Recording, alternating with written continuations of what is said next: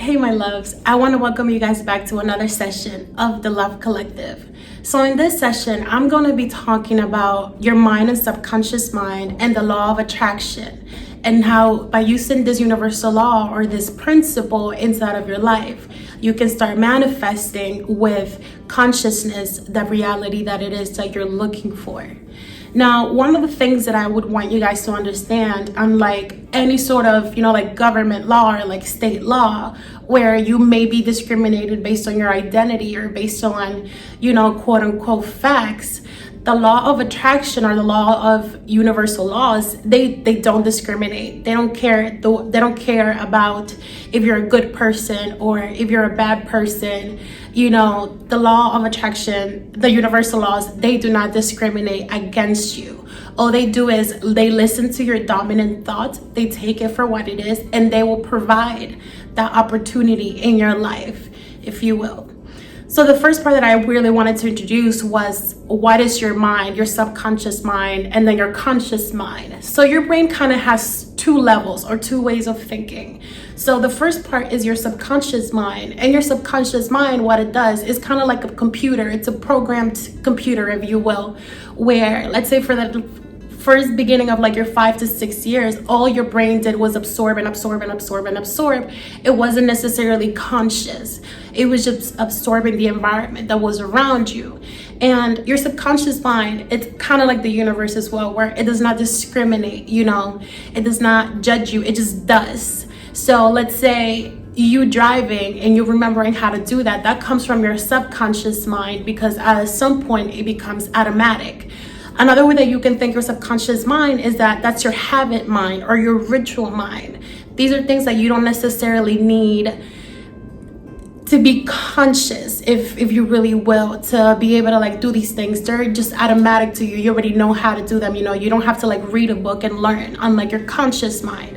Your conscious mind is your present mind, is the mind that allows you to think, is the mind that allows you to say, I'm going to stop, I'm going to go, I'm going to proceed, is the mind that says, I like this person. So that is basically the way that your conscious mind and your subconscious mind works together. So one is kind of like the computer, and then the other one is the mind that keeps you present, the mind that keeps you here and like wanting and like desiring more things. So one thing about our thoughts that sometimes maybe we don't think about is that we have dominant thoughts. And a dominant thought is a thought that you hold on for like a really long period of time. I also like to say a dominant thought can be a little obsessive, meaning if you really, really want something, you're going to obsess and you're going to think about this thing so much that at some point you're going to receive it, like one way or another, you're going to get it. Why? Because it has become it has become a very dominant thought in your life. So it becomes very important. So the second part that we must understand is how our bodies connect with the universe and connect with our thoughts. So the way that I would want to encourage you guys to see your bodies is kind of like a light bulb or like a magnet, where one magnet, if you take another magnet and connect them together, they're going to attract, right? So the way that our mind thinks is that like attracts like. You might not necessarily be aware of this is what you're doing. And I'll give you guys an example. Let's say if there's somebody that you really, really like and you want to be with them, but they're not necessarily giving you the same sort of energy back, then you have to step back and kind of realize maybe this magnet is not matching with my magnet. Meaning whatever it is that I actually want and I'm attracting is not matching with this person. And then accepting that is okay and learning to release that energy, because it is an energy, it is a thought that we're holding on to that is not necessarily benefiting us in the long run, which you would have to look at your habits, if you will, and really recognize what's kind of working and then what's not working in your life in order for you to be able to truly attract what you want. Always, I want to encourage you guys to look at your intentions and then look at what you're getting in return. So look at the outcomes based on the intentions that you're doing, because you're going to keep attracting that same sort of energy again and again and again until you decide to take a step back and like really look and then assess and think about, okay, how can I make this situation better? So then you might ask me, how can I possibly create the world, the universe that I truly want using the law of attraction? So we have to remember, never forget that the law does not discriminate. It does not care about your identity. It does not care about who you are. It's literally only taking in the dominant thoughts that you're having. So when it has this dominant thought, what it's going to do, that it's going to listen to you and is going to create a specific opportunity in order for you to receive this dominant thought.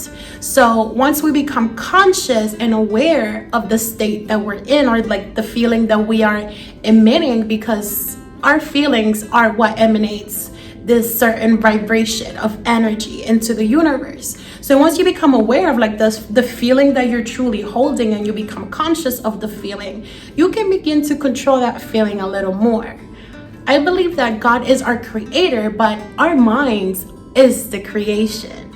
And so with us being a creation of that, we're still part of that. We are still in communication with that.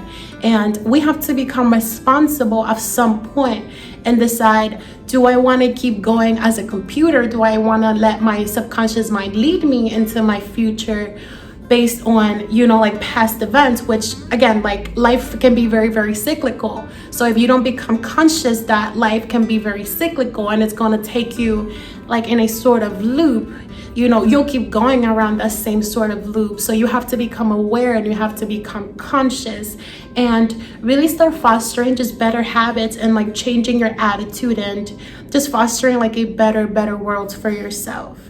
So what I truly want to leave you guys with is a full understanding of who you are, or how the universe truly perceives you. It does not see you as a person. The universe, it does not judge us. It does not think of us in the way that we probably think of ourselves or think about humanity. It's literally only listening to your desires. And if you're not necessarily aware of the desires that you're emitting, you can cause a little chaos, in your life. So I want to just like fully encourage you guys to take full responsibility of your life and your personality, so you can become a little more conscious of your feelings and then the thoughts that you are emitting. Because remember that the way that you think is going to dictate your life. The way that you're thinking is going to provide those opportunities in your life. So if you want better opportunities, you first have to start with yourself and the way that you're thinking, and just like the things that you're truly emitting into the universe, because the universe is going to gift you those opportunities, but you have to be ready to see them, and you have to allow the universe to also give you these great gifts. I want to thank you guys so much for watching this session. I love you guys so much. Thank you for the support. Please don't forget to share, like, and subscribe. I will see you guys next time on another session of The Love Collective. Bye.